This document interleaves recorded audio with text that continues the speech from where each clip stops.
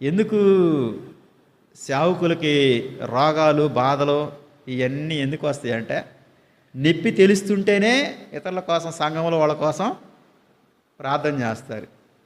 నొప్పి ఉన్నప్పుడల్లా, ఆ బాధ వచ్చినప్పుడల్లా ఇతరులు బాధపడేవాళ్ళు గుర్తొస్తూ ఉంటారు. సంఘంలో ఎవరికి రోగాలు ఉన్నాయి, ఎవరే సమస్యలో ఉన్నారు, అయ్యో నాకు నొప్పి వస్తే ఇంత బాధగా ఉందే, ఆ సంఘంలో తోటి సహోదరుడు నా కోసం ప్రార్థన చేసే సేవకుడు ఉన్నాడని, దేవుని దగ్గర విజ్ఞాపన చేసే సేవకుడు ఉన్నాడని వాళ్ళ కోసం ప్రార్థన చేయటం కోసం ఈ సమస్యలు.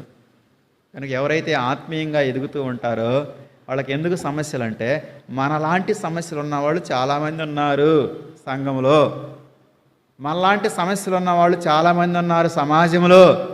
వాళ్ళ కోసం మనం చింతించాలి. మనకున్న నొప్పి కోసం మనం చేసుకోవడం కాదు, మన బాధను చూసి ఇతరులకి మనకు అలాంటి సమస్యలు ఉన్న వాళ్ళు ఎంతమంది ఉన్నారు గుర్తు చేసుకొని ప్రార్థన చేయాలి.